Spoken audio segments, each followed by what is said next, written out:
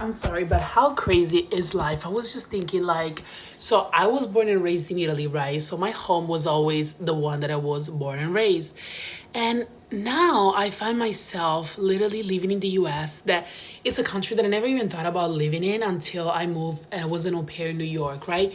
So after that in 2014, my life changed completely. So I was like, okay, this is what I want to live. Like I want to live in LA, which kind of like I manifested in my whole life because I was obsessed. I wanted to be Lauren Conrad. Like I wanted to live her life, driving around LA with my sunglasses on. I used to pretend to drive my mom's car in the driveway when I was little because I was obsessed with Lauren Conrad in the hills and the OC. And so I'm like, it made sense. Okay, so I was living in New York and then I decided, you know what? I would love to live in LA.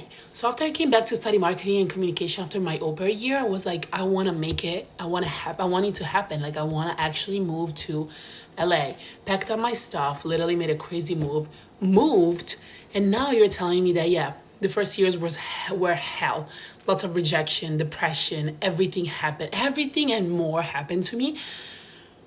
But now, years later, this is my home. Like I walk around this apartment and I feel safe here. This is my home. This is the place I want to be.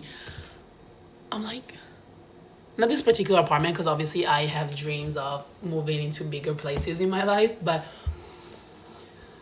what do you mean? This is my home. When I drive around LA, I feel like I'm driving at home. Like when I go to Venice, I feel at home. When I go here, I feel like it's funny because my small town where I grew up in Italy never felt like home to me, like ever, and it still doesn't. When I go there, what feels like home is my home where I grew up, like my house, because my mom is there, and everything. But that town never felt like home. I always wanted to escape. I hated it. Growing up, I hated that town with my guts, and I mean, I don't hate it. Hate is a strong word, but I still don't f with it, and that's why I only have one friend left there. That's why I don't yeah, I feel like that's why I never wanted to attach myself to anybody or to. Obviously, I have friends growing up, but then like we all lost each other because after your teen years, what are you doing?